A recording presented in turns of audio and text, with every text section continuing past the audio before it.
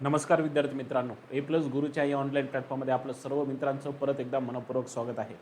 बघा, आपण आज मराठी व्याकरणाचा पहिला महत्त्वपूर्ण घटक आपण अभ्यासणार आहोत, ज्याचं नाव आहे शब्दाच्या जाती.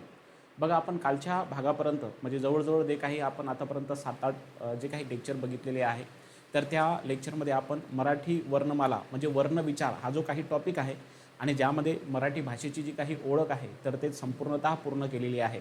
आज आपण काय करूया, व्याकरणाच्या अभ्यासामध्ये प्रामुख्याने 3 गोष्टीचा अभ्यास करावा लागतो. पहिला जो आहे तर तो आहे वर्णविचार, दुसरा आहे शब्दविचार आणि तिसरा महत्त्वपूर्ण घटक आहे तो म्हणजे वाक्यविचार. म्हणजे व्याकरणामध्ये 3 महत्त्वपूर्ण गोष्टीचा अभ्यास करता येतो: वर्णविचार, शब्दविचार आणि वाक्यविचार. यापैकी आपण वर्णविचार हा जो काही घटक आहे तर तो घटक आपण कालच्या भागापर्यंत आपण त्याला पूर्ण केलेला आहे. आज आपण व्याकरणाच्या एका नवीन घटकाला सुरुवात करणार आहोत, तो म्हणजे शब्दविचार. शब्दविचारामध्ये आपल्याला काय शिकायचं असतं? शब्दविचारामध्ये आपल्याला सर्वात महत्त्वाचं शब्दाच्या जाती शिकायच्या असतं. मग शब्दाच्या जाती कोणत्या आहे, किती आहे, कशावरून ओळखल्या जातात, त्याची काही वैशिष्ट्ये आहे का, हे सर्वच्या सर्व भाग आपण आजच्या या तासिकेमध्ये डिस्कस करणार आहोत. बघा, मी तुम्हाला पोस्टरवर नाम असं लिहून दिसत आहे, परंतु नाम शिकवण्याच्या आधी मी तुम्हाला शब्दाच्या जातीची ओळख मी तुम्हाला समजून सांगतो. आता इथं शब्दाच्या जातीची ओळख समजून सांगत असताना हे जे काही लेक्चर आहे तर आपण ज्या शब्दाच्या जाती 8 शिकणार आहोत, तर या संपूर्ण 8ही जातीसाठी आजचं लेक्चर तुम्हाला पाया म्हणून काम करणार आहे. सो हे जे काही लेक्चर आहे तर हे लेक्चर व्यवस्थित पद्धतीनं बघा आणि त्याच्यानंतरच तुम्ही शब्दाच्या पुढील जातीला सुरुवात करू शकता. तर बघा, शब्दाची जात म्हणजे नेमकं काय असते. आता शब्दाची जात नेमकं ओळखायची कशी असते आणि नेमकं तिचे गुणधर्म, वैशिष्ट्य वगैरे काय आहे, सर्व डिस्कस करू. कोणतीही गोष्ट रट्टा मारायची नाही. बघा, तर सर्वात महत्त्वाचा आहे शब्दाच्या जाती. बघा, आपण शब्दविचार या टॉपिकला आपण सुरुवात करतो आहे आणि त्याच्यामध्ये आपण पहिला घटक आपण अभ्यासणार आहोत, ज्याचं नाव असणार आहे शब्दाच्या जाती. आता सर्वात महत्त्वाचं मी तुम्हाला शब्दाच्या जातीमधला शब्द म्हणजे नेमकं काय समजून सांगितलं होतं. अक्षराचा जो काही अर्थपूर्ण समूह आहे त्याला आपण शब्द म्हणत असतो आणि जाती या शब्दाचा अर्थ असा होतो एकसारख्या दिसणाऱ्या वस्तू, ज्याला आपण व्याकरणामध्ये जाती असं म्हणत असतो. आता शब्दाच्या जाती नेमकं किती आहे तर हे समजून घेण्यासाठी एक उदाहरण देतो, म्हणजे तुम्हाला शब्दाच्या जाती व्यवस्थित पद्धतीनं समजेल. बघा, एखादी क्रिकेट जो काही खेळणारा खेळाडू असतो तर तो क्रिकेट खेळणारा खेळाडू हा विविध पद्धतीचे कार्य करू शकतो. समजा एखादी महेंद्रसिंग धोनीचं उदाहरण जर तुम्ही घेतलं तर महेंद्रसिंग धोनी क्रिकेट खेळत असताना केवळ तो विकेट किपरच करतो असं नाही, तो विकेट किपिंग करतो, तो बॉलर म्हणजे गोलंदाजी सुद्धा करतो, त्यानंतर तो फलंदाजी सुद्धा करतो, कधी कधी तो फिल्डर म्हणून सुद्धा राहत असतो. म्हणजे जसं महेंद्रसिंग धोनी क्रिकेटमध्ये वेगवेगळ्या पद्धतीचे कार्य करतो, तसा जो काही आपला वाक्यामध्ये असणारा जो काही शब्द आहे तर तो शब्द सुद्धा वाक्यामध्ये वेगवेगळ्या पद्धतीने कार्य करत असतो. मग असे शब्द वाक्यात नेमकं किती पद्धतीचे कार्य करते तर वाक्यात शब्द एकूण 8 पद्धतीचे कार्य करते. म्हणून एकूण शब्दाच्या जाती किती आहे, एकूण शब्दाच्या जाती किती आहे तर शब्दाच्या एकूण जाती आहे 8. मग आता हे जे काही 8 जाती आहे तर या 8 जातीचं वर्गीकरण 2 पद्धतीनं होते. बघा, लक्षात ठेवा, 8 जातीचं वर्गीकरण किती 2 पद्धतीने होते. म्हणजे शब्दाच्या जातीचे मुख्य प्रकार 2 आहे आणि त्याचे उपप्रकार किती आहे, एकंदरीत 8 आहे. शब्दाच्या जातीचं पहिलं जे काही वर्गीकरण आहे तर ज्याला आपण विकारी जाती असं म्हणत असतो. काय म्हणत असतो, विकारी जाती. आणि शब्दाच्या जातीचं दुसरं वर्गीकरण आहे ज्याला आपण अविकारी जाती असं म्हणत असतो. आता तुम्हाला मी नेहमीच बोलत असतो की मराठी भाषेमध्ये जे काही व्याकरणकार होऊन गेलेले आहेत तर ते 1 आणि 2च नाही, तर मराठी भाषेमध्ये अनेक व्याकरणकार होऊन गेलेले आहेत. तर त्यांनी आपल्या ग्रंथामध्ये, पुस्तकामध्ये किंवा व्याकरणाचा अभ्यास करत असताना त्या शब्दाच्या जातीचं वर्गीकरण हे मात्र वेगवेगळ्या पद्धतीनं केलेलं आहे. त्यातले मी तुम्हाला प्रामुख्याने 2-3 व्याकरणकारांचं म्हणणं काय होतं या शब्दाच्या बाबतीमध्ये तर ते सुरुवातीला समजून सांगतो. आता हे जे काही विकारी आणि अविकारी हे जे काही सर्वात महत्त्वाचं वर्गीकरण आहे तर हे कोणी केलं आणि त्याच्यानंतर या विकारी जातीला आपण सविभक्तिक जाती असं सुद्धा म्हणत असतो. बघा, काय म्हणत असतो, सविभक्तिक जाती असं म्हणत असतो. तर हे जे काही अविकारी जाती आहे तर त्याला आपण अविभक्तिक जाती असं सुद्धा म्हणत असतो. बघा, जसं शब्दाच्या जातीचे वर्गीकरण वेगवेगळ्या पद्धतीनं होतं तर त्याला काही पर्यायसूचक नावं वेगवेगळ्या व्याकरणकारांनी दिलेले आहे, तर ते समजून घेणे गरजेचं आहे. विकारीला आपण सव्यय असं म्हणत असतो. काय म्हणत असतो, सव्यय. आणि अविकारीला आपण अव्यय असं म्हणत असतो. व्यय म्हणजे काय, व्यय म्हणजे बदल आणि उपसर्ग लागला त्याचा अर्थ होतो बदल न होणारे. मग आता शब्दाच्या जातीचं प्रामुख्याने वर्गीकरण या 2 पद्धतीने होते. पहिला आहे विकारी, दुसरा आहे अविकारी. पर्यायी सूचक नावं हे व्यवस्थित पद्धतीने लक्षात ठेवा. विकारी जातीला आपण सविभक्तिक किंवा त्याला आपण सव्यय असं म्हणत असतो आणि अविकारीला आपण अविभक्तिक किंवा अव्यय म्हणत असतो. कोणती गोष्ट पाठ करू नका, शब्दाचे शब्दशः अर्थ मी तुम्हाला व्यवस्थित पद्धतीने समजून सांगतो. आता विकारी जाती म्हणजे काय आणि अविकारी जाती म्हणजे काय हे समजून घेणे तेवढेच गरजेचं आहे. आता विकारी या शब्दामध्ये जो मूळ शब्द आहे तर तो आहे विकार. काय आहे? विकार. आणि विकार या शब्दाचा जो अर्थ होतो मराठी भाषेमध्ये तर तो होतो बदल होणे. विकार या शब्दाचा अर्थ काय होतो तर विकार या शब्दाचा अर्थ होतो बदल होणे. मग एखाद्या नामामध्ये म्हणा, एखाद्या सर्वनामामध्ये म्हणा, मग नेमकं बदल होतो त्याला आपण विकारी जात असं म्हणतो. पण नेमका हा जो काही बदल आहे तर हा बदल नेमकं एखाद्या शब्दामध्ये म्हणजे एखाद्या नामामध्ये कशानुसार होतो बघा. तर हा जो काही विकार आहे ना तर हा विकार एखाद्या नामामध्ये लिंगानुसार होतो. कशानुसार? लिंगानुसार होतो. काही तर वचनानुसार होते, काही तर विभक्तीनुसार होते. याचा अर्थ तुम्हाला एक दिसून येते की विकारी या शब्दामध्ये एक मूळ शब्द दडपलेला आहे, त्याचं नाव आहे विकार. या विकार नावाच्या शब्दाचा शब्दशः अर्थ बदल होणे असा होतो. नेमकं एखाद्या शब्दात बदल कशामुळे होतो तर शब्दात बदल होतो लिंग, वचन आणि विभक्तीनुसार, म्हणजे त्याला आपण विकारी असं म्हणत असतो. लक्षात आलं? आता इथं सविभक्तिक आहे. सविभक्तिकचा अर्थ काय होतो बघा. म्हणजे हे जे काही इकडे येणारे जे काही विकारी जाती असणार आहे तर याला आपण काय करत असतो तर विभक्तीचे प्रत्यय लावू शकत असतो. म्हणजे ते विभक्ती सहित असते. सचा अर्थ होतो सह किंवा सचा अर्थ होतो सहित. म्हणजे जे शब्द विभक्ती सहित असते त्याला आपण सविभक्तिक असं म्हणत असतो. आणि शेवटी आहे सव्यय. व्ययचा अर्थ होतो बदल. बघा लक्षात ठेवा, हा जो काही व्यय आहे ना तर व्ययचा अर्थ होतो बदल. बरोबर आहे की नाही? आणि सचा अर्थ होतो सह किंवा सचा अर्थ होतो सहित. म्हणजे या सव्ययचा अर्थ होतो बदलासहित. बदलासहित त्याला आपण सव्यय असं म्हणत असतो. लक्षात आलं तुम्हाला? म्हणजे एखाद्या शब्दामध्ये लिंग, वचन, विभक्तीनुसार बदल होत असतो त्याला आपण विकारी जात असं म्हणत असतो. मग एकूण विकारी जाती किती आहे तर हे आपल्याला माहिती असणे गरजेचं आहे. तर एकूण विकारी जाती 4 आहे. तर पहिली त्याच्यातली जात आहे बघा, पहिली जात आहे त्याच्यामधली नाम. त्याच्यानंतर दुसरी जात आहे विकारी, तिचं नाव आहे सर्वनाम. त्याच्यानंतर तिसरी विकारी जात आहे जिचं नाव असणार आहे विशेषण. आणि शेवटची विकारी जात असणार आहे जिचं नाव आहे क्रियापद. लक्षात ठेवा, क्रियापद. तर या 4 जातीमध्ये विकार होतो अर्थात बदल होतो. कशामुळे? लिंग, वचन, विभक्तीमुळे. तर म्हणून त्याला आपण काय म्हणत असतो विकारी जाती. तुम्ही म्हणणार सर आम्हाला नेमकं बदल करून दाखवा. मी सर्व दाखवतो व्यवस्थित. फक्त आजचं जे लेक्चर आहे तर ते शब्दाच्या जातीचं इंट्रोडक्शन लेक्चर असल्याने हे व्यवस्थित पद्धतीनं समजून घ्या. कोणती गोष्ट पाठांतर करण्याच्या मागे लागू नका. तर या 4 विकारी जाती आपल्याकडे आहे. त्याच्यानंतर आहे अविकारी जाती. आता बघा तुम्हाला माहिती असेल हा जो काही अ आहे ना तर या अचा अर्थ होतो नाही. या अचा अर्थ काय होतो? नाही. अचा अर्थ काय होतो? नाही. जसं बघा तुम्हाला माहिती असेल अनुज आहे का नाही? अनुज. किंवा तुम्ही एखादी शब्द घ्या कोणताही, त्या शब्दाला अ जा उपसर्ग लागला की नाही, समजा बघा तुम्ही अक्षर म्हणता ना, अक्षर बघा आपण अक्षर म्हणत असताना बघा असं शिकलो होतो. क्षर या शब्दाचा अर्थ होतो नष्ट होणे. क्षर या शब्दाचा अर्थ काय होतो? नष्ट होणे. परंतु त्याला अ नावाचा उपसर्ग लागल्याने लगेच या वाक्याचा किंवा शब्दाचा अर्थ बदलून जातो. म्हणजे अक्षरचा अर्थ होतो नष्ट न होणारे. म्हणजे या अचा अर्थ काय झाला? अचा अर्थ झाला नाही. अचा अर्थ झाला नाही. म्हणून बघा अविकारी म्हणजे काय तर याच्यामध्ये 2 अ नावाचा उपसर्ग आहे. या अ नावाच्या उपसर्गाचा अर्थ होतो नाही आणि विकारीचा अर्थ आत्ताच सांगितला बदल होणे. म्हणजे ज्याच्यामध्ये बदल होत नाही त्याला म्हणायचा आपण अविकारी जाती. ज्याच्यामध्ये बदल होत नाही, मग हा बदल कशानुसार होत नाही तर हा बदल लिंग, वचन, विभक्तीनुसार बदल होत नाही. म्हणजे एखाद्या मूळ शब्दात जर लिंग, वचन, विभक्ती याच्यानुसार जर बदल झालेला नसेल तर त्या घटकाला, त्या नामाला किंवा सर्वनामाला किंवा त्या मूळच्या शब्दाला आपण काय म्हणायचं असते? अविकारी म्हणायचं असते. आता इथं अविकारी आहे आणि खाली आहे अविभक्तिक. अविभक्तिक म्हणजे काय तर या इथं जे काही तुम्हाला अविकारी जाती तुम्हाला इथं ज्या काही दिसणार आहे तर त्या अविकारी जातीला आपण विभक्तीचे प्रत्यय लावू शकत नाही. म्हणून त्या जातीला आपण अविभक्तिक असं म्हणत असतो. त्याला अव्यय म्हणतात. अव्ययचा अर्थ काय होतो बघा. अचा अर्थ होतो नाही, व्यय म्हणजे बदल.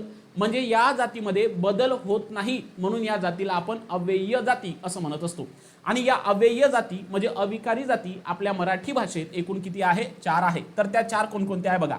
तर पहिली अविकारी जात आहे जिचं नाव आहे क्रिया विशेषण अव्यय. बघा पहिली अविकारी जात आहे तिचं नाव आहे क्रिया विशेषण अव्यय. त्याच्यानंतर दुसरी अविकारी जात आहे जिचं नाव आहे शब्दयोगी अव्यय. बघा शब्दयोगी अव्यय. त्यानंतर तिसरी विकारी जात आहे जिचं नाव आहे अविकार्य उभयान्वी अव्यय, बरोबर आहे, उभयान्वी अव्यय. आणि एक शेवटची विकारी जात अविकारी जात आहे जिचं नाव आहे केवल प्रयोगी अव्यय. म्हणजे शब्दाच्या जातीचे वर्गीकरण आपण दोन पद्धतीने करतो, विकारी आणि अविकारी, आणि तिचे एकंदरीत किती प्रकार दिसून येतात आपल्याला? एकंदरीत 8 प्रकार दिसून येतात. किती? 8 प्रकार. तर कोणते? तर हे बघा, नाम, सर्वनाम, विशेषण, क्रियापद, क्रिया विशेषण अव्यय, शब्दयोगी अव्यय, उभयान्वी अव्यय आणि शेवटी काय आहे? केवल प्रयोगी अव्यय. तर शब्दाच्या जातीचे वर्गीकरण दोन पद्धतीने होत असून तिचे 8 उपप्रकार पडतात. आता सर्वात महत्त्वाचं, मी तुम्हाला हे सर्व व्यवस्थित पद्धतीने समजून सांगलं, पण आता इथं जे काही तुम्हाला नाम, सर्वनाम, विशेषण, क्रियापद, इकडे क्रिया विशेषण, शब्दयोगी, उभयान्वी, केवल प्रयोगी दिसते. तर आज त्याची बेसिक ओळख सांगतो. त्याचं कारण असं आहे की आपण डायरेक्टली कोणत्याही एखाद्या शब्दाच्या जातीला सुरुवात करता येत नाही. त्याचं कारण असं आहे, जर तुम्हाला या शब्दाच्या 8ही जातीचं इंट्रोडक्शन जर सुरुवातीला माहिती असेल तर तुम्हाला या शब्दाच्या 8 जाती जेव्हा जेव्हा आपण शिकणार आहोत तर तेव्हा तुमच्यासाठी तो शब्द किंवा ती शब्दाची जात तुम्हाला नवीन वाटणार नाही. याच्यासाठी सुरुवातीला हे याचं इंट्रोडक्शन तुम्हाला माहिती असणे तेवढंच काय आहे? गरजेचं आहे. तर मी तुम्हाला इथं ज्या काही शब्दाच्या 8 जाती इथं लिहिलेल्या आहे तर त्या 8ही जातीचं इंट्रोडक्शन मी तुम्हाला व्यवस्थित पद्धतीने समजून सांगतो. बघा, सर्वात महत्त्वाचा मुद्दा असा आहे की शब्दाच्या विकारी जाती 8 आहे, त्यापैकी 4 विकारी आहे. पहिली आहे सर्वनाम, बरोबर. त्याच्यानंतर कोणती आहे? तर त्याच्यानंतर आहे विकारी सर्वनाम. त्याच्यानंतर तिसरी विकारी जात आहे जिचं नाव काय आहे? जिचं नाव आहे विशेषण. त्यानंतर चौथी विकारी जात आहे जिचं नाव आहे काय? तर जिचं नाव आहे क्रियापद. या विकारी जाती आहे. त्याच्यानंतर अविकारी पहिली जात बघितली आपण, त्याचं नाव होतं क्रिया विशेषण अव्यय. काय होतं? क्रिया विशेषण अव्यय ही शब्दाची पहिली अविकारी जात होय, बरोबर आहे.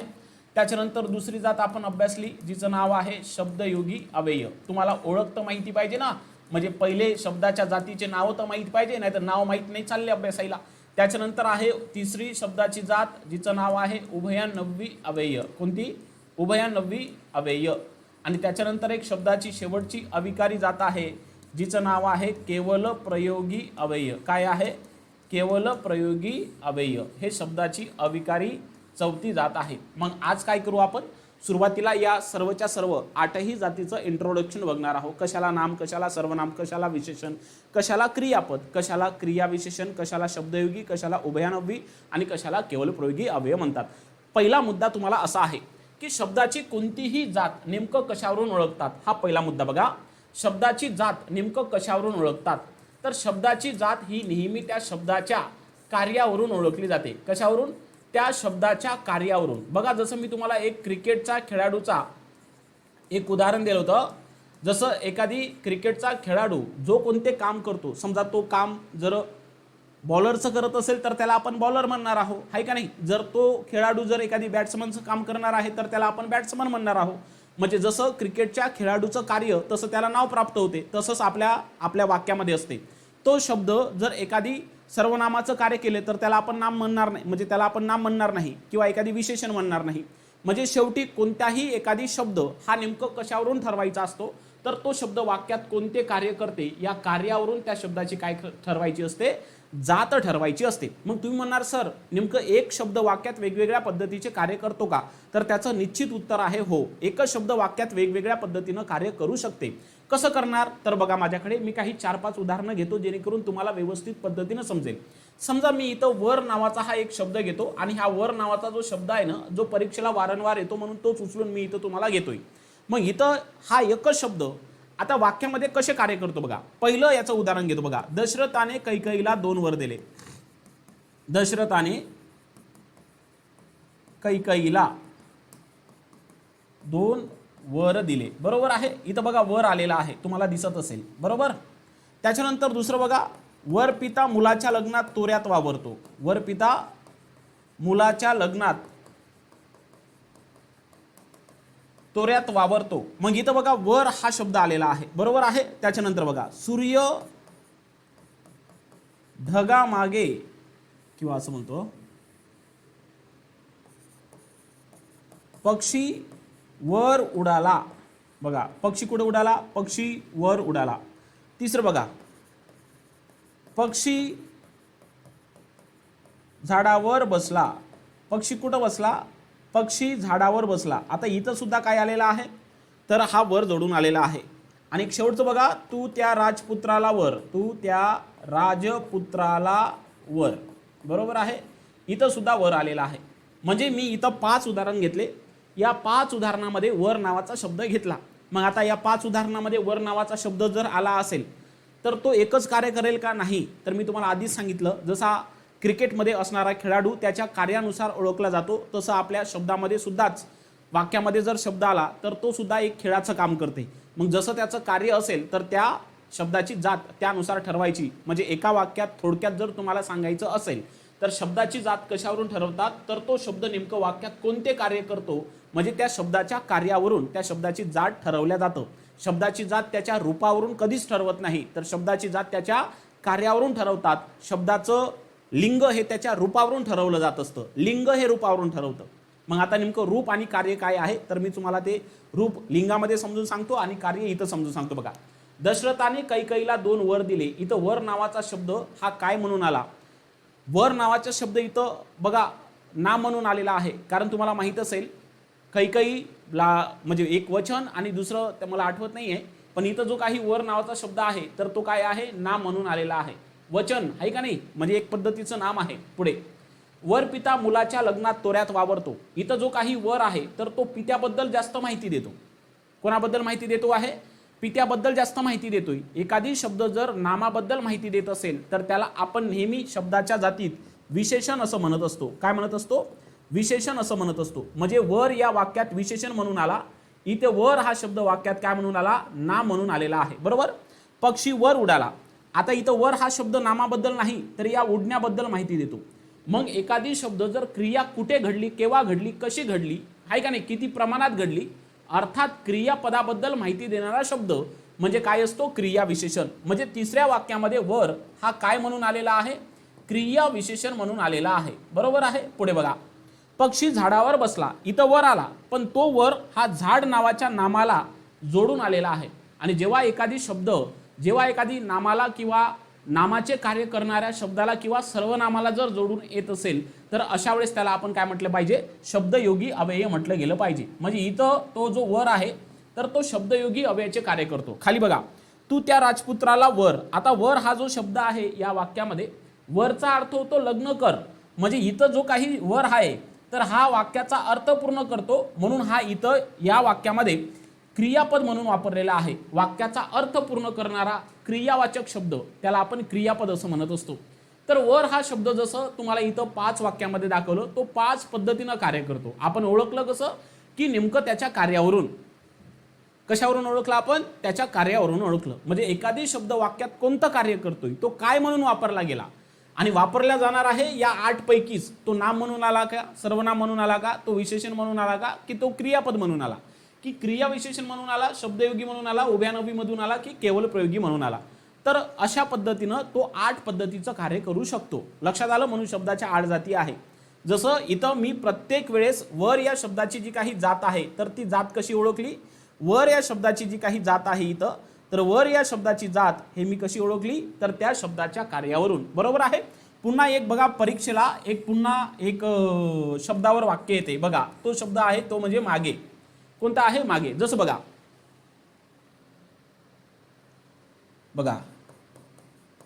राजा साधूला नेहमी वर मागे, नेहमी वर मागे. मग आता इथे बघा, इथं मागे शब्द कोणते कार्य करतो हे तुम्ही मला शोधून दाखवायचं आहे. बरोबर आहे.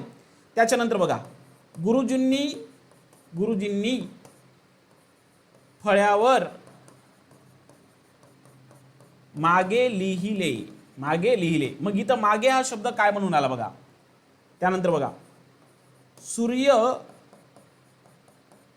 ढगा मागे लपला. मग इथं बघा, मागे हा शब्द काय म्हणून आलेला आहे. आणि एक शेवटचं वाक्य बघा मी तुम्हाला देतो इकडे, साप मागे आहे. इथं मागे हा शब्द काय म्हणून आलेला आहे. तर इथं तुम्ही काय करायचं, हा जो काही मागे नावाचा शब्द आहे, जसं आपण वर या शब्दाचं जे काही कार्यावरून त्याची जात ठरवली, तर तशी जात तुम्ही मला इथं मागे नावाच्या शब्दाची सांगायची आहे. कोणत्या वाक्यात मागेनं कोणत्या शब्दाच्या जातीचं कार्य केलं तर हे सांगायचं आहे. तर थोडक्यामध्ये मी तुम्हाला काय करतो हे तुम्हाला समजलं की शब्दाचे जात हे त्याच्या कार्यावरून ठरवले जाते. तर आता आपण नेमकं नाम, सर्वनाम, विशेषण, क्रियापद, क्रिया विशेषण, अव्यय, शब्दयोगी अव्यय, उभयनामी अव्यय आणि केवळ प्रयोगी अव्यय याच्याबाबत थोडक्यात माहिती म्हणजे त्याचा सारांश आपण बघणार आहोत. बघा, तर आता सुरुवातीला आपण बघणार आहोत की नाम म्हणजे काय, त्यानंतर आपण सर्वनाम म्हणजे काय, पहिले व्याख्या बघू, त्याच्यानंतर एक एक पर्टिक्युलर शब्दाची जात आपण उद्यापासून घेणार आहोत. पहिले हे इंट्रोडक्शन व्यवस्थित पद्धतीने अभ्यासा, म्हणजे तुम्हाला शब्दाच्या जाती पुढे शिकत असताना कोणत्याही पद्धतीचा फॉल्ट येणार नाही, कोणत्याही पद्धतीची गडबड होणार नाही. बघा, तर पहिली आहे शब्दाची जात जिचं नाव आहे नाम. नाम म्हणजे नेमकं काय असते. तुम्ही सोपा भाषेमध्ये जर तुम्हाला नामाची व्याख्या करायची असेल तर डोळ्यांनी ज्या काही तुम्हाला दिसणाऱ्या किंवा न दिसणाऱ्या ज्या काही वस्तू किंवा ज्या काही प्राणी असतात तर त्यांना दिलेलं जे नाव असते तर त्याला आपण व्याकरणामध्ये नाम असं म्हणत असतो. म्हणजे जर तुम्हाला नामाची व्याख्या जर पाहतो म्हटलं तर नामाची व्याख्या तुम्हाला पर्टिक्युलर व्याकरणिक आणि तुम्हाला जर प्रमाण भाषेमध्ये जर करायची असेल तर त्याच्या वेगवेगळ्या व्याख्या आपल्याला करता येते. प्रत्यक्षात असणाऱ्या किंवा कल्पनेने जाणलेल्या. बघा, नाम म्हणजे काय. नाम म्हणजे प्रत्यक्षात असणाऱ्या, बघा प्रत्यक्षात म्हणजे ज्याला आपण वास्तविक असं म्हणत असतो, आणि कल्पनेने जाणलेल्या वस्तूंना किंवा प्राण्यांना किंवा स्थळांना जे नाव दिले जाते त्याला व्याकरणामध्ये नाम असं म्हणतात. आता हा जो काही नाम नावाचा शब्द आहे ना तर तो संस्कृत आहे. या नामावरून आपण नाव हा शब्द मराठी भाषेमध्ये वापरतो, ज्याला आपण तद्भव शब्द म्हणत असतो. बरोबर आहे, तर लक्षात घ्या. तर प्रत्यक्षात असणाऱ्या किंवा कल्पनेने जाणलेल्या वस्तूंना, व्यक्तींना, प्राण्यांना, स्थळांना दिलेले जी नावं असतात त्यांना व्याकरणामध्ये नाम असं म्हटलं जातं. मग तुम्हाला हे तुमचं नाम दृश्य किंवा अदृश्य स्वरूपामध्ये असू शकते. म्हणजे कसं, हे नाम तुम्हाला डोळ्यानं दिसू शकते किंवा डोळ्यानं दिसू शकतही नाही. म्हणजे कसं, मी तुम्हाला समजून सांगतो. माझं नाव म्हणजे मी एक मुलगा आहो, मुलगा म्हटल्याच्या नंतर ते एक नामच आहे, बरोबर. माझं नाव रतन आहे म्हणजे रतन म्हटल्याच्या नंतर ते सुद्धा काय झालेलं आहे, नाम. मग तुम्ही मला सांगा, तुमच्या तोंडामधून जे काही शब्द येतात म्हणजे ज्याला काहीतरी अर्थ डिक्शनरीमध्ये असतो, मग तो डोळ्यानं दिसो किंवा डोळ्यांनी न दिसणारा असो त्याला व्याकरणामध्ये नाम म्हणायचं, असं ते थोडक्यामध्ये आपण सांगू शकतो. आता हे लेखनीय आहे. लेखनीय याचा अर्थ नाम आहे. डोळ्याने दिसणाऱ्या ज्या काही वस्तू, व्यक्ती आहे का नाही, प्राणी, स्थळ, ठिकाणं जे काही असतात त्याला व्याकरणात नाम म्हणतात. मग तुमच्या डोळ्यामध्ये तुम्ही ते दृश्य स्वरूपात असेल किंवा अदृश्य स्वरूपात असेल, जे काही दिसतात डोळ्यांनी किंवा न दिसणारे सर्व नामामध्ये आपण पकडून द्यायचं. चंद्र, सूर्य, तारे आहे का नाही, पुस्तक, वही, पेन, पंखा आहे का नाही, पाणी, त्यानंतर सोने, लोहार, मुलगा आहे का नाही, फूल, वार, हे जेवढं काही डोळ्यांना दिसते न दिसणारं असते, राक्षस आहे का नाही, भूत दिसत नाही तरी ते नाम आहे, परी, अप्सरा, हे सर्व नाम आहे. जरी दिसत नसेल तरी नाम हे काल्पनिक असू शकते, नाम हे वास्तविक असू शकते, दृश्य अदृश्य स्वरूपामध्ये असू शकते. म्हणजे डोळ्याने दिसणाऱ्या किंवा न दिसणाऱ्या वस्तूंना आपण काय म्हणायचं, नाम म्हणायचं. नामाची अशी व्याख्या आपण करू शकतो. मग तुमच्या मनामध्ये शंका येऊ देऊ नका, सर नामाचे प्रकार किती आहे, तर ते उद्या जाऊन आपण सखोल शिकणार आहोत, त्याची काळजी करायची नाही. पुढची शब्दाची जात आहे जिचं नाव आहे सर्वनाम. आता सर्वनाम म्हणजे काय, तर या सर्वनामाची व्याख्या या नामाच्या व्याख्येवर डिपेंड आहे. कशी बघा, आता पंतप्रधान मुंबईला आले, पंतप्रधान नागपूरला गेले, पंतप्रधान दिल्लीवरून पंतप्रधान संभाजीनगरला आले, पंतप्रधान बुलढाण्याला गेले, पंतप्रधान हे चंद्रपूरला आले. म्हणजे मी या वाक्यामध्ये वारंवार म्हणत असताना काय बोललो, पंतप्रधान या शब्दाचा जो काही उच्चार आहे तर तो मी वारंवार केलेला आहे. म्हणजे पंतप्रधान या शब्दाची जर मला पुनरावृत्ती म्हणजे ज्याचं रिपिटेशन थांबवायचं असेल तर त्याच्यासाठी मला असे शब्द वाक्यामध्ये टाकावं लागेल की ते पंतप्रधान या शब्दाची रिपिटेशन थांबवेल. म्हणजे कसं बघा, पंतप्रधान मुंबईला आले, ते तेथून पुण्याला आले, ते परत दिल्लीला गेले, ते परत नागपूरवरून ते परत छत्रपती संभाजीनगरला येऊन ते परत बुलढाण्याला आले. म्हणजे मी पंतप्रधान या शब्दाच्या ऐवजी इथं ते नावाचा जो काही शब्द आहे तर तो वापरत आहो. म्हणजे मी पंतप्रधान या नामाच्या जागी जे शब्द यूज केला, जो शब्द वापरला ते, तर त्या शब्दालाच आपण सर्वनाम असं म्हणत असतो. म्हणजे त्याची खरीखुरी जर थोडक्या भाषेत व्याख्या जर करतो म्हटलं तर त्याची व्याख्या अशी होते, नामाची पुनरावृत्ती टाळण्यासाठी वापरण्यात येणारा शब्द म्हणजे काय असतो, सर्वनाम. सर्वनामाचं कार्य एवढंच आहे की नामाची पुनरावृत्ती थांबली गेली पाहिजे. आता जरी सर्वनाम हे विकारी जात असेल पण काही सर्वनाम हे अविकारी असतात. मग तुम्हाला माहिती पाहिजे का कोणते सर्वनाम अविकारी आहे.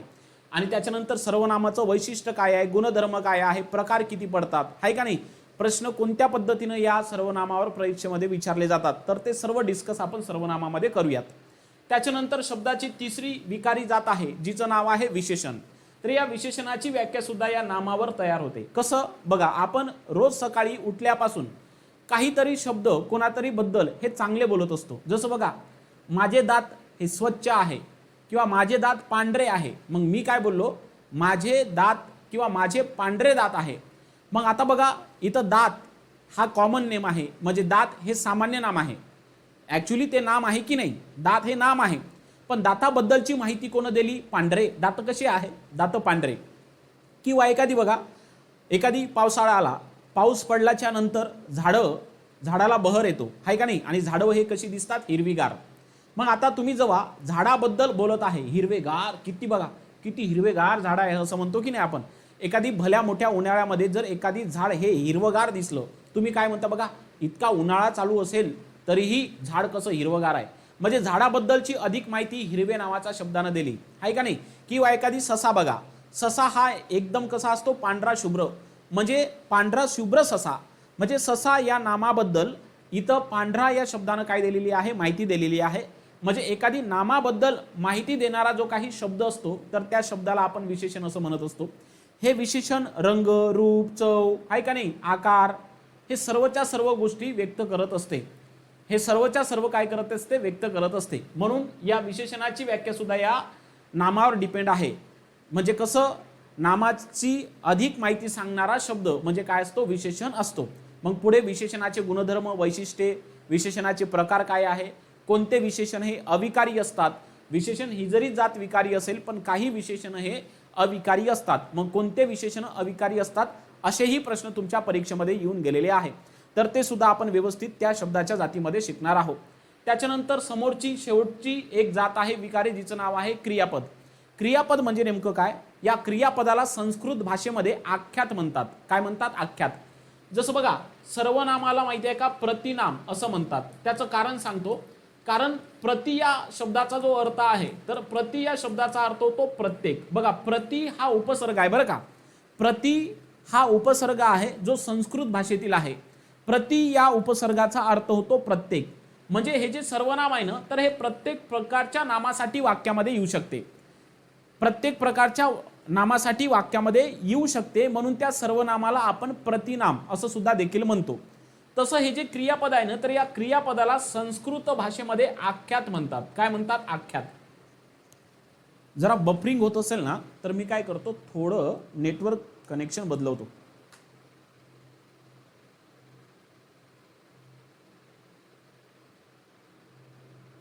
बरं, तुम्हाला व्यवस्थित पद्धतीने दिसत आहे का, काही ब्रेक वगैरे होत आहे का, एकदा मला सांगा कमेंट्समध्ये. जे कोणी बघत असतील ना लाईव्ह, तर त्यांनी मला एकदा कमेंट्समध्ये सांगा, कारण कमेंट्स तुम्ही करू शकता. तुम्हाला बफरिंग वगैरे कुठं होत आहे का, जर होत नसेल तर आपण कंटिन्यू करूया. ऑल क्लिअर आहे का, एकदा मला कन्फर्मेशन द्या. बघा, तर हे जे काही क्रियापद आहे, तर या क्रियापदाला संस्कृतमध्ये आख्यात म्हणतात. पहिले आपण क्रियापद म्हणजे काय समजून घेऊ. बघा, कोणतंही वाक्य हे बिना क्रियापदाशिवाय असू शकत नाही. त्याचं कारण तुम्हाला सांगतो. काही अपवाद सोडले तर प्रत्येक वाक्यामध्ये क्रियापद टाकावंच लागतं. कारण जर वाक्यामध्ये क्रियापद टाकलं नाही तर वाक्याचा अर्थ हा पूर्ण होऊ शकत नाही. आपलं म्हणणं जर एखादी दुसऱ्यापर्यंत पोहोचवायचं असेल तर आपल्याला ते वाक्य अर्थपूर्ण बोललं गेलं पाहिजे. जर तुम्ही वाक्य अर्थपूर्ण बोलत नसेल तर त्याला आपण वाक्य असं म्हणू शकत नाही. म्हणजे वाक्य अर्थपूर्ण तेव्हाच होणार आहे जेव्हा त्या वाक्यामध्ये तुम्ही क्रियापदाचा वापर करणार. थोडक्या भाषेमध्ये क्रियापदाची जर तुम्हाला व्याख्या करायची असेल तर तुम्ही अशी करू शकता, वाक्याचा अर्थ पूर्ण करणारा शब्द म्हणजे क्रियापद. आता बऱ्याच पुस्तकामध्ये याची व्याख्या अशी केली आहे, वाक्याचा अर्थ पूर्ण करणारा क्रियावाचक शब्द. आता ॲक्च्युली ती व्याख्या वास्तविक पाहता चुकीची आहे. प्रत्येक क्रियापद हे क्रिया दाखवतेच असं नाही. काही क्रियापद क्रिया दाखवतात, काही क्रियापद हे स्थिती किंवा स्थित्यंतर असतात. म्हणजे त्याची व्याख्या फक्त क्रियावाचक शब्द म्हणजे क्रियापद होय असं म्हणणं हे 100% चुकीचं आहे. तुम्ही त्याची व्याख्या फक्त एवढी लिमिटेड करू शकता की वाक्याचा अर्थ पूर्ण करणारा शब्द बस म्हणजे क्रियापद. परंतु काही व्याकरणकारांनी आपल्याला ज्या व्याख्या दिल्या त्यांनी पुस्तकामध्ये लिहून ठेवल्या त्या आपल्याला पाठ केलेल्या कधीही चांगल्या राहील. काही क्रियापद हे म्हणजे सर्वच क्रियापद हे कृती दाखवतात आणि वाक्याचा अर्थ पूर्ण करते असं नाही, आहे का नाही.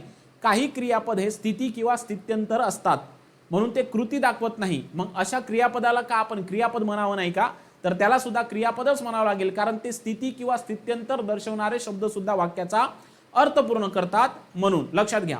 तर या क्रियापदाला संस्कृतमध्ये आख्यात असं म्हटलं जातं. आख्यात आणि क्रियापद जरी एकच असेल पण वास्तविक पाहता हे दोनही जे काही प्रकार आहे तर हे वेगवेगळे आहे. क्रियापद हा वेगळाच प्रकार आहे, आख्यात हा वेगळाच प्रकार आहे. आख्यात म्हणजे काय, जेव्हा क्रियापदाला काळाची आणि अर्थाची प्रत्यय लागले जातात. बघा लक्षात ठेवा, संस्कृतमध्ये क्रियापदाला आख्यात म्हणतात, परंतु जेव्हा काळाची आणि अर्थाची प्रत्यय लागले जातात तेव्हा त्याला आपण आख्यात प्रत्यय असं म्हणत असतो. काय म्हणत असतो आपण त्याला, आख्यात प्रत्यय. आणि जेव्हा क्रियापदामध्ये काळाच्या आणि अर्थाच्या प्रत्ययामुळे जो बदल होतो तर त्याला आपण आख्यात विकार म्हणत असतो. काय म्हणत असतो आपण त्याला, आख्यात विकार असं म्हणत असतो. ॲक्च्युली ते आपण क्रियापदाच्या नंतरच्या टॉपिकमध्ये शिकणार आहोत, पण त्याच्या तात्पुरत्या व्याख्या लक्षात ठेवा. क्रियापदाला संस्कृतमध्ये आख्यात म्हणतात, आहे का नाही. काय म्हणतात, आख्यात म्हणतात. तर हे सर्वच्या सर्व जे होतं तर ते शब्दाच्या विकारी जाती होत्या, त्याच्याबद्दलची ही माहिती होती. तुम्हाला 4 शब्दाच्या विकारी जाती समजल्या. नाम म्हणजे काय, सर्वनाम म्हणजे काय, विशेषण म्हणजे काय आणि क्रियापद म्हणजे काय. मी एकदा इथं तुम्हाला संपूर्ण रिव्हिजन करून देतो. बघा, प्रत्यक्षात असणाऱ्या किंवा कल्पनेने जाणलेल्या वस्तूंना, व्यक्तींना, प्राण्यांना, स्थळांना दिलेलं नाव म्हणजे त्याला व्याकरणात नाम म्हणतात.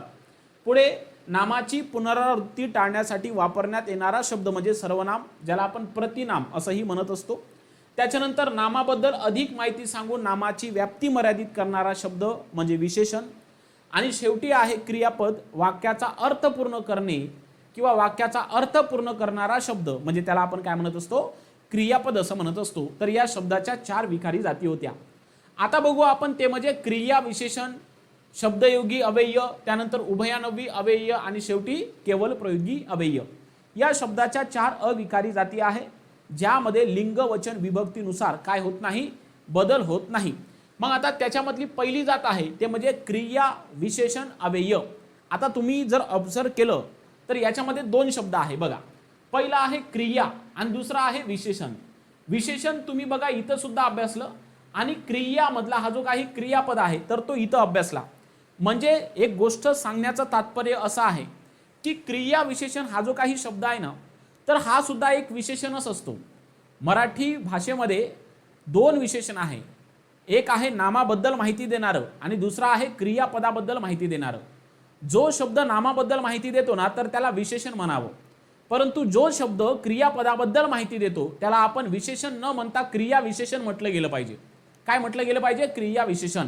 मग क्रियापदाबद्दल अधिक माहिती देणारा शब्द म्हणजे काय असतो, क्रिया विशेषण अव्यय असतो. मग आता क्रियापदाबद्दल कशी माहिती देते तो, तर नेमकं क्रिया केव्हा घडली, क्रिया कुठे घडली, क्रिया कशी घडली, क्रिया किती प्रमाणात घडली, 4 पद्धतीची माहिती देते.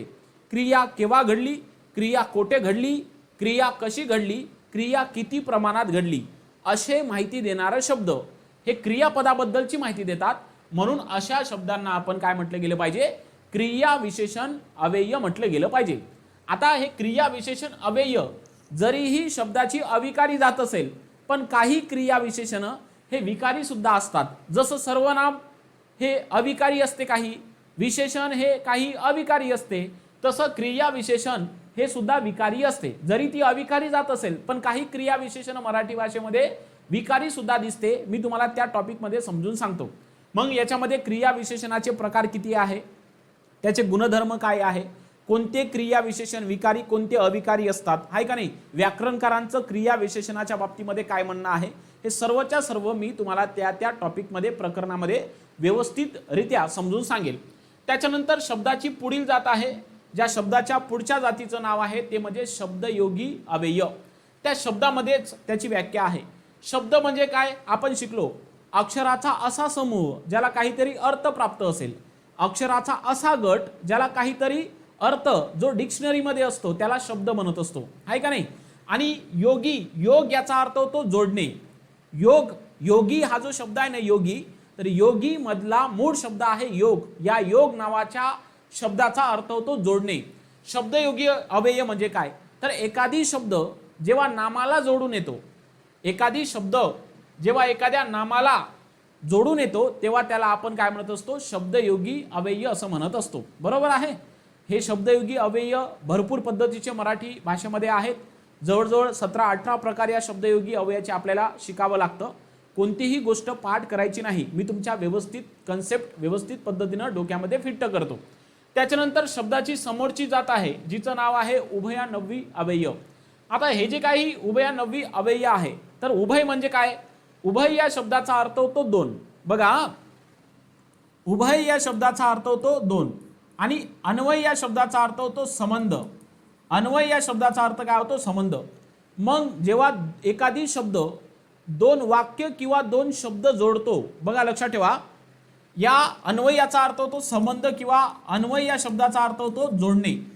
जेव्हा एखादी शब्द दोन वाक्य जोडत आहे किंवा दोन शब्द जोडत आहे, जेव्हा एखादी शब्द दोन वाक्य किंवा दोन शब्द जोडतोय, अशा शब्दाला आपण उभयान्वयी अव्यय म्हणायचं असते.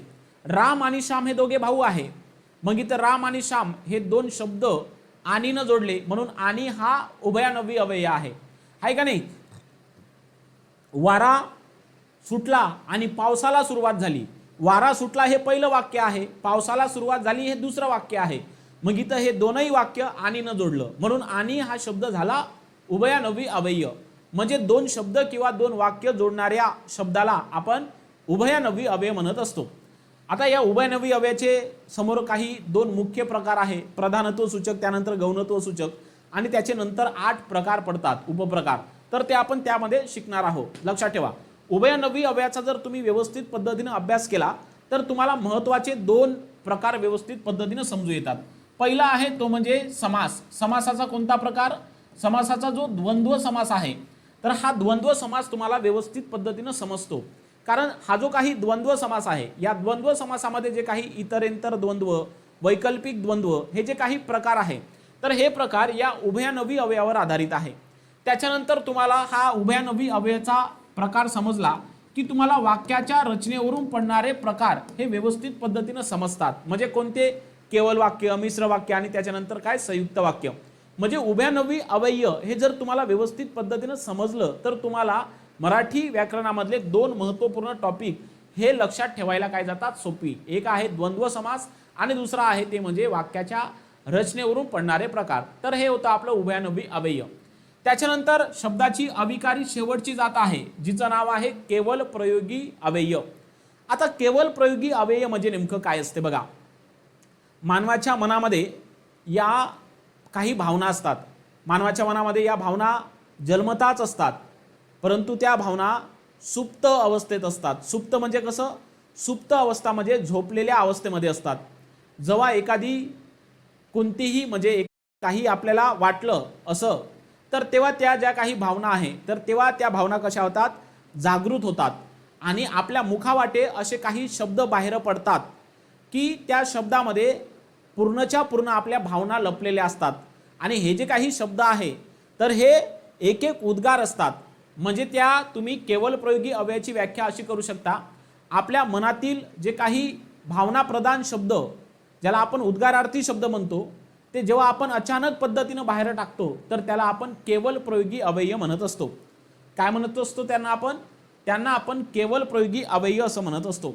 म्हणजे आपल्या मनातील उत्कट भावना ज्या शब्दाने आपण बाहेर काढतो अशा शब्दाला आपण काय म्हणत असतो, अशा शब्दाला आपण केवल प्रयोगी अव्यय असं म्हणत असतो. तुम्ही मला सांगा, लेक्चर व्यवस्थित पद्धतीने दिसत आहे का? कमेंट्स करा. कोणीतरी बघत आहे पण कमेंट्स करत नाहीये. तुम्हाला व्यवस्थित पद्धतीने दिसतंय का एवढं तर सांगा बाबा. चलो, क्लिअर आहे. तर हे होतं आपल्या शब्दाच्या जातीचं सर्वात महत्त्वाचं वर्गीकरण आणि त्यांच्या काही व्याख्या. म्हणजे तुम्हाला शब्दाच्या जाती कोणत्या आहे, जेव्हा मी तुम्हाला टॉपिक एक एक समजेल तेव्हा तो टॉपिक तुमच्यासाठी नवीन नसावा. ओके. तर एकदा परत काय करतो, या 8ही शब्दाच्या जातीची व्याख्या परत एकदा सांगतो बघा. प्रत्यक्षात असणाऱ्या किंवा कल्पनेने जाणलेल्या वस्तूंना किंवा प्राण्यांना जे नाव दिले जाते त्याला व्याकरणात नाम म्हणतात. नामाची पुनरावृत्ती टाळण्यासाठी वापरण्यात येणारा विकारी शब्द म्हणजे सर्वनाम. नामाबद्दल अधिक माहिती सांगून नामाची व्याप्ती मर्यादित करणारा शब्द म्हणजे विशेषण. वाक्याचा अर्थ पूर्ण करणारा शब्द म्हणजे क्रियापद. क्रिया केव्हा घडली, कुठे घडली, कशी घडली, किती प्रमाणात घडली, थोडक्यामध्ये क्रियापदाबद्दल माहिती देणारे शब्द म्हणजे क्रिया विशेषण अव्यय होय. बरोबर आहे. काय होय? क्रिया विशेषण अव्यय होय. किंवा नामाचे कार्य करणाऱ्या इतर शब्दाला जो शब्द जोडून येतो त्याला आपण काय म्हणत असतो, तर त्याला आपण शब्दयोगी अव्यय असं म्हणत असतो. त्याच्यानंतर आहे उभयानव्वी अव्यय. दोन शब्द किंवा दोन वाक्य जोडणाऱ्या शब्दाला आपण उभयानव्वी अव्यय म्हणतो. आपल्या मनातील ज्या काही भावना आहे तर त्या उत्कटपणे बाहेर काढतो आणि अशा वेळेस जे काही उद्गारार्थी शब्द आपल्या मुखामधून बाहेर येतात तर त्या शब्दांना आपण केवळ प्रयोगी अव्यय म्हटले गेलं पाहिजे. तर हे होतं सर्वच्या सर्व आपल्या शब्दाच्या जातीचं बेसिक माहिती. इथपर्यंत सर्वांना समजले का तुम्हाला सांगा?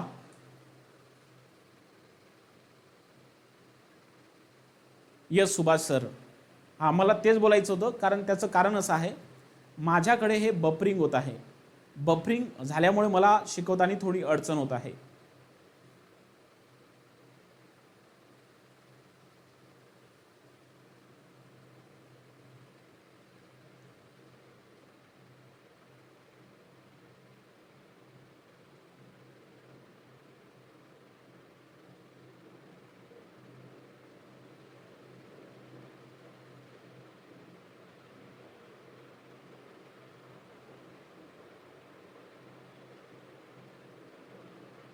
ओके, चलो. तर हे होतं सर्वच्या सर्व आपल्या शब्दाच्या जातीचं बेसिक इन्फॉर्मेशन. हे तुम्हाला समजलं असेल असं मला वाटतं. तर इथं हे सर्वच्या सर्व समजल्याच्या नंतर आता सर्वात महत्त्वाचं, आपण आज शब्दाच्या जातीमधला पहिला जो काही प्रकार आहे ज्याचं नाव आहे नाम. काय आहे? नाम. तर ते सुरुवातीला आपण समजून घेऊ आणि त्याची सखोल माहिती उद्या बघूया. तर सर्वात महत्त्वाचं बघा, शब्दाच्या जातीचं पहिला प्रकार त्याचं नाव आहे नाम. नाम हा घटक आपण काय करूया? शिकण्याचे प्रयत्न करूया. मी तुम्हाला आत्ता सांगितलं नाम म्हणजे नेमकं काय असते. प्रत्यक्षात असणाऱ्या किंवा कल्पनेने जाणलेल्या वस्तूंना, व्यक्तींना, प्राण्यांना, स्थळांना जे नाव दिले जाते त्याला व्याकरणात नाम म्हणतात. नाम हे वास्तविक किंवा काल्पनिक स्वरूपामध्ये असू शकते, म्हणजे दृश्य आणि अदृश्य स्वरूपामध्ये असू शकते. नाम हे केवळ डोळ्याने दिसते त्याला नाम म्हणायचं असं नाही, हे काल्पनिक किंवा वास्तविक असू शकते असं मी तुम्हाला बोललेलो आहे. तर आता इथं इमेज तुम्हाला दिसत आहे. या इमेजमध्ये मी तुम्हाला काही इथं चित्र दाखवले आहे बघा. जसं बघा, हे भूत आहे, बरोबर आहे, जो काल्पनिक नाम आहे म्हणजे अदृश्य आहे का नाही. हे बघा तुम्हाला इथं राक्षस दिसतोय, हा अदृश्य आहे. हे बघा तुम्हाला इथं काय दिसत आहे? अप्सरा दिसत आहे, बरोबर आहे. परी दिसत आहे, परी, बरोबर आहे. त्याच्यानंतर बघा, हे इथं तुम्हाला अप्सरा दिसत आहे. हे जे काही मी तुम्हाला पांढऱ्या रंगामध्ये दाखवलेले आहे तर ते अदृश्य नामे आहे. मग हे डोळ्याने जरी दिसत नाही तर याला आपण नाम म्हणायचं नाही का? नामच म्हणायचं असते, कारण नामामध्ये दृश्य अदृश्य स्वरूपाचे सर्वच्या सर्व काय येतात? नाम येतात.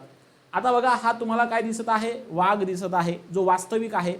इथं बघा तुम्हाला हे काय दिसत आहे? हे लेखनी दिसत आहे, बरोबर आहे. हे बघा, हे काय आहे? हा एक स्वप्न आहे. स्वप्न हे सुद्धा एक नामच आहे. हे डोळ्यांनी जरी दिसत नसेल पण ते आपण मनाने अनुभवू शकतो, आहे का नाही. बघा, त्याच्यानंतर बघा, हा एक मुलगा दिसतोय मला, आहे का नाही. त्याच्यानंतर बघा, हा एक दुसरा मुलगा दिसतोय, हे घर दिसत आहे. म्हणजे या इमेजमध्ये तुम्हाला काय दिसत आहे रे? या इमेजमध्ये तुम्हाला काही अशा इमेज दिसत आहे की जे अदृश्य स्वरूपामध्ये आहे, काही तुम्हाला दृश्य स्वरूपामध्ये दिसतात. म्हणजे नामाची व्याख्या आपण अशी करू शकतो, जे दृश्य किंवा अदृश्य म्हणजे वास्तविक किंवा काल्पनेने जाणलेले नाव त्याला व्याकरणामध्ये नाम असं म्हटलं जातं. आता हे जे काही नाम आहे तर या नामाची व्याख्या परीक्षेमध्ये वारंवार विचारली जाते. मग त्या नामाची व्याख्या आपण एकदा बघून घेऊ. बघा, नाम म्हणजे काय? तर प्रत्यक्षात असणाऱ्या म्हणजे रियालिटी, आहे का नाही, किंवा कल्पनेने जाणलेल्या, बरोबर आहे. प्रत्यक्षात असणाऱ्या किंवा कल्पनेने जाणलेल्या वस्तूंना म्हणा, व्यक्तींना म्हणा किंवा स्थळांना म्हणा किंवा त्यांच्या गुणधर्माला हा शब्द फार महत्त्वाचा आहे. बघा, कोणाचे गुणधर्म? वस्तूचे, व्यक्तीचे किंवा स्थळाचे जे काही गुणधर्म असतात तर अशा गुणधर्मांना दिलेलं जे काही नाव असते त्याला व्याकरणामध्ये काय म्हणतात, व्याकरणामध्ये नाम असं म्हटलं जातं. आता इथं जे काही वस्तू आहे, तर वस्तू म्हणजे केवळ व्याकरणामध्ये निर्जीव होते असं नाही. बघा जसं वर्णाला, बघा वर्णाला माहिती आहे का, तिकडे जर तुम्ही वैज्ञानिक भाषेमध्ये तिकडल्या भाषेमध्ये जर पाहिलं तर त्याचा अर्थ रंग होतो, पण मराठी व्याकरणामध्ये या वर्णाचा जो अर्थ आहे तर तो अर्थ आपण कसा घेतो, तो अर्थ आपण मूलध्वनी असा घेतो. बरोबर आहे का नाही व्याकरणामध्ये. तसंच इथं हा जो काही वस्तू नावाचा शब्द आहे का नाही, वस्तूंना काय म्हणतात, नाम म्हणतात. मराठी व्याकरणामध्ये वस्तू या शब्दाचा जो काही अर्थ आहे, वस्तू या शब्दाचा अर्थ व्यापक आहे, म्हणजे खूप मोठा अर्थ त्याचा होतो. या व्याकरणामध्ये वस्तू यामध्ये सजीव घटक सुद्धा याच्यामध्ये येतात. या वस्तूमध्ये जर व्याकरणिक दृष्ट्या पाहिलं तर निर्जीव घटक याच्यामध्ये येतात, आहे का नाही. म्हणून व्याकरणामध्ये वस्तू या शब्दाचा जो काही अर्थ आहे तर तो खूप मोठ्या प्रमाणामध्ये व्यापक आहे. या व्याकरणामध्ये वस्तूमध्ये सजीव आणि निर्जीव या दोन्ही घटकाचा काय होतो, समावेश होतो. म्हणून एक गोष्ट लक्षात घ्या, कल्पनेने जाणलेल्या किंवा वास्तविक असलेल्या वस्तूंना, प्राण्यांना, स्थळांना किंवा त्यांच्या गुणधर्मांना दिलेली नावं म्हणजे काय असते, तर त्याला आपण काय म्हणत असतो, नाम असं म्हणत असतो. आता नेमकं मी तुम्हाला सर्वच्या सर्व एका इमेजमधून ते समजून सांगतो. बघा समजा ही एक काजल नावाची मुलगी आहे. बघा ही काय आहे, ही मुलगी. बघा हे कोण आहे, ही मुलगी आहे. आता मुलगी म्हटल्याच्या नंतर ते तुमच्या डोळ्याच्या समोर चित्र तयार होते, आणि जर एखादी कोणताही शब्द उच्चारला आणि तुमच्या डोळ्यासमोर चित्र तयार झालं तर ते नाम असते. आता या मुलीचं जे नाव आहे ना, तर या मुलीचं नाव आहे काजल. बरोबर आहे. आता या काजलमध्ये माहिती आहे का, एकदम गुण आहे. तो गुण म्हणजे असा आहे दिसण्याचा, म्हणजे ज्याला आपण ही काजल म्हणू, हे सौंदर्यवान आहे.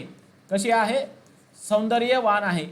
म्हणजे बघा या काजलमध्ये तुम्हाला काय दिसत आहे, हे जे काही मुलगी आहे, तर हे जे मुलगी आहे ना, तर हे सुद्धा एक पद्धतीचं नाम आहे. त्या नामाच्या प्रकारामध्ये या नामाला, मुलीला सामान्य नाम असं म्हटलं जातं. आता या मुलीचं नाव आहे काजल, कारण या मुलीची ओळख एका विशिष्ट नामातून होत आहे.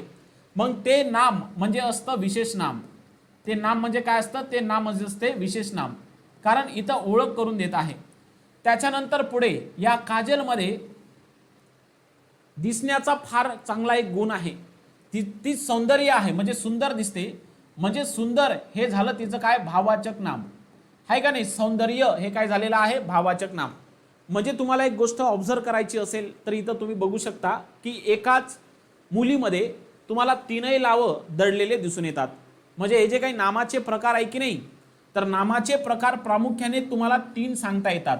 पहिला आहे सामान्य नाम, दुसरा आहे विशेष नाम, आणि तिसरा आहे ते म्हणजे काय, भाववाचक नाम. तर आपण एक एक नाम तुम्हाला व्यवस्थित पद्धतीने समजून सांगणार आहोत. बघा पहिलं पाहू आपण, ते म्हणजे सामान्य नाम म्हणजे नेमकं काय असते, ज्याला इंग्लिशमध्ये कॉमन नेम्स असं म्हटलं जातं. सामान्य नामाची व्याख्या काय आहे बघा, व्याख्या त्याची फार महत्त्वाची आहे, जी पेपरमध्ये विचारल्या जाऊ शकते. सामान्य नाम म्हणजे काय बघा, एकाच जातीच्या, हा शब्द फार महत्त्वाचा आहे. व्याख्या वाचत असताना केवळ व्याख्या म्हणून वाचणेच, केवळ वाचण्यापुरतं एवढं मर्यादित नाही, त्या व्याख्येचा अर्थ सुद्धा तुम्हाला व्यवस्थित पद्धतीनं समजला गेला पाहिजे. एका जातीच्या म्हणजे काय, जाती याचा अर्थ होतो एकसारख्या दिसणाऱ्या वस्तू. बघा जाती याचा अर्थ मराठी व्याकरणामध्ये काय होतो, एकसारख्या दिसणाऱ्या वस्तू. एकसारख्या दिसणाऱ्या ज्या काही वस्तू असतात त्यांना आपण जाती म्हणतो. समजा आता ही लेखणी आहे, जिला काय आहे बघा असं, अशी असणारी प्रत्येक गोष्ट तिला आपण एकसारखी दिसणारी गोष्ट असं म्हणत असतो. त्याला व्याकरणाच्या भाषेमध्ये जाती असं म्हटलं जातं, जात असं म्हटलं जातं. असं दिसणाऱ्या प्रत्येक गोष्टीला आपण लेखनीच म्हणत असतो, दुसरं काहीच म्हणत नाही. बरोबर ना. तर बघा एकाच जातीच्या, हे फार महत्त्वाचं आहे, एकाच जातीच्या सर्व वस्तूंना त्यांच्यातील समान गुणधर्मामुळे जे सर्वसामान्य नाव दिले जाते त्याला सामान्य नाम असं म्हणतात. या सामान्य नामामध्ये संपूर्ण जातीचा बोध होतो. मी तुम्हाला समजून सांगतो बघा. आता नदीला नदी का बरं म्हणतात, आणि नदी वास्तविक पाहता हे सामान्य नाम का बरं आहे, कारण याच्यावरून त्याची आपण गिनती करू शकतो की नेमकं त्याला नदी हे सामान्य नामामध्ये का जातो. बघा नदीचं तुम्हाला माहिती असेल बघा, समजा एक काठ इकडे एक काठ इकडे आणि असा प्रवाह ज्या वाहत असेल पाण्याचा, तर त्याला कोणीतरी म्हणून दिलं, अशा गोष्टीला नदी म्हणायचं. आता जर हे असं असेल, असं आहे का नाही, समजा या नदी हे असं असेल ना, तर याला कोणीतरी म्हणून दिलं, याला नदी म्हणायचं. मग आता मला सांगा, अशी गोष्ट जर तुम्हाला प्रत्येक वेळेस दिसली तर तुम्ही त्याला काय तलाव म्हणणार आहे का? तुम्ही काय त्याला समुद्र म्हणणार आहे का? नाही. जर तुम्हाला दोन काटं दिसले, प्रवाह वाहता दिसला असा, तर अशा पद्धतीच्या रचनेला आपण काय म्हणूया, नदीच म्हणावं आहे. कारण याच्यामध्ये जो काही गुणधर्म आहे तर तो समान गुणधर्म इथे लागू होतो. मग समान गुणधर्मामुळे जे सर्वसामान्य नाव दिलं जाते त्याला व्याकरणामध्ये काय म्हटलं जातं, सामान्य नाम म्हटलं जातं. हे गोष्ट तुम्ही लक्षात घेणे गरजेचं आहे.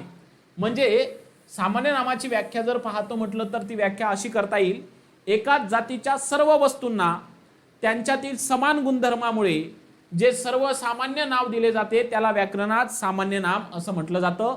या सामान्य नामावरून संपूर्ण जातीचा बोध होत असतो. आता इथं बघा, इथं तुम्हाला पर्वत दाखवलेला आहे. पर्वत म्हटल्याच्या नंतर असंख्य पर्वत आपल्या डोळ्याच्या समोर येते आणि जिथं असंख्य गोष्टी डोळ्याच्या समोर येत असतील ना, तर त्याला निश्चितच बघा, त्याला निश्चितच आपण सामान्य नाम असं म्हणायचं आहे. असंख्य स्वरूपाच्या गोष्टी जर आपल्या डोळ्याच्या समोर येत असेल तर त्याला आपण काय म्हणायचं, सामान्य नाम म्हणायचं आहे. पर्वत म्हटल्याच्या नंतर अनेक आहे, हिमालय आहे, सह्याद्री आहे, निलगिरी आहे का नाही, तिकडे माउंट एव्हरेस्ट आहे, रॉकी आहे, अँडीज आहे, वेगवेगळे पर्वत डोळ्याच्या समोर येते. पण पर्वत असं म्हटलं तर ते अनेकाचा बोध होतो, म्हणून ते सामान्य नाम आहे. पुढे बघा, पुढे आहे पुस्तक. पुस्तक म्हटल्याच्या नंतर केवळ मराठीच येते, इंग्रजीच येते का? नाही. तुम्हाला नेमकं पुस्तक म्हटल्याच्या नंतर डोळ्याच्या समोर असंख्य असे विषय दिसत आहे. म्हणजे जिथं अनेकांचा बोध होतो त्याला आपण सामान्य नाम म्हणायचं असते. इकडे बघा, तुम्हाला फुल दिसतंय, त्या फुलामध्ये तुम्हाला असंख्य पद्धतीचे डोळ्यासमोर इमेज तयार होत आहे. मग जेव्हा एकापेक्षा अनेक असा जर अर्थबोध होत असेल तर अशा नामाला आपण सामान्य नाम म्हटलं गेलं पाहिजे. पुढे बघा, इथं प्राणी. प्राण्यामध्ये काय केवळ कुत्राच येत नाही, प्राण्यामध्ये माणूस येतं आहे का नाही. हे इकडले प्राण्यामध्ये काय येतात, वाघ येतात. इकडे काय तुम्हाला जनावर वेगवेगळे दिसतात. तर हे सर्व जे काही प्राणी असतात, प्राणी या शब्दामध्ये जेवढे काही घटक आहे तर तेवढे येतात. अनेकाचा बोध होतो म्हणून ते सामान्य नाम आहे. नंतर पाहिलं तर बघा, हे भूत. भूत म्हटल्याच्या नंतर या भूताचं नाव काय रतन आहे असं नाही. हे एक काल्पनिक नाव आहे, अदृश्य आहे. अदृश्य नावे सुद्धा काय असू शकतात, सामान्य नामे. राक्षस आहे का नाही, हे सुद्धा एक सामान्य नाम आहे. परी हे सुद्धा सामान्य नाम आहे. अप्सरा, देवलोकातील स्त्रिया, या सुद्धा काय आहे, सामान्य नामच आहे. म्हणजे जिथं एक पेक्षा अनेक वस्तू, प्राणी, स्थळांचा बोध होतो तिथे त्याला आपण सामान्य नाम म्हटलं गेलं पाहिजे. लक्षात आलं? मग सामान्य नाम म्हणजे काय? मी तुम्हाला सामान्य नाम म्हणजे नेमकं काय तर एक डायग्राम काढून दाखवतो, ज्या डायग्राम मधून तुम्हाला व्यवस्थित पद्धतीनं सामान्य नामाची पुन्हा काही कन्सेप्ट क्लिअर होणार आहे. बघा, जसं नदी आहे का नाही, फूल बरोबर आहे. त्याच्यानंतर बघा, नातेवाईकांचे नावं, काका मामा आहे का नाही हे. त्यानंतर बघा, पर्वत, मी तुम्हाला म्हटलं देश आहे का नाही, मी तुम्हाला म्हटलं राज्य, जिल्हा, गाव आहे का नाही. राज्य, जिल्हा, गाव हे सर्वच्या सर्व आपल्या कोणत्या नामात येईल, सामान्य नामामध्ये येणार आहे. त्याचबरोबर मी तुम्हाला म्हटलं लेखनी आहे का नाही, मी म्हटलं तुम्हाला आमराई, हे सर्वच्या सर्व जे नाव आहे तर हे कुठे येणार आहे, सामान्य नामामध्ये. मी म्हटलं तुम्हाला सण आहे का नाही, सण हे सुद्धा सामान्य नामामध्ये येणार आहे. त्याच्यानंतर मी तुम्हाला अजून काय बोलू शकतो, वार. वार म्हटलं तर ते सामान्य नाम येईल, लक्षात ठेवा. पण सोमवार, मंगळवार म्हटलं तर एका विशिष्ट वाराचा तो बोध करून देतो म्हणून त्याला आपण विशेष नाम म्हणायचं. पण इथं जे काही अनेकाचा बोध होतो तर त्याला आपण काय म्हटलं गेलं पाहिजे, सामान्य नाम म्हटलं गेलं पाहिजे. हे गोष्ट तुम्ही तेवढी लक्षात ठेवणे गरजेचं आहे. समजले इथपर्यंत? ओके, चलो. हे होतं सामान्य नामाच्या बाबतीमध्ये. बघा, तुम्हाला इथं या सामान्य नामाचे पुन्हा काही समोर दोन प्रकार पडतात. बघा, सामान्य नामाचा पहिला प्रकार आहे ज्याला आपण पदार्थवाचक नाम असं म्हणत असतो. सामान्य नामाचा दुसरा प्रकार आहे ज्याला आपण समूहवाचक नाम असं म्हणत असतो. हे आपण उद्या घेऊ नामाच्या या सर्वनामाच्या व्याख्येबद्दल. तर सर्वात महत्त्वाचं आजच्या तासिकेमध्ये जे काही शब्दाच्या जातीची ओळख सांगितली तर ती तात्पुरती लक्षात ठेवा. कारण हे शब्दाच्या जातीची ओळख तुम्हाला पुढील आपण जेव्हा शब्दाच्या जाती शिकणार आहोत तर त्याच्यामध्ये तुम्हाला ते उपयोगी येईल. कारण तुमच्यासाठी ते नवीन नसेल म्हणून तुम्हाला ते आधीच माहिती असणे गरजेचं आहे. तर आजच्या तासिकेत आपण इथं थांबतोय. भेटू परत उद्याच्या तासिकेमध्ये. आपण शब्दाच्या जातीला सुरुवात करून तिचं नाव आहे ते म्हणजे नाम. धन्यवाद.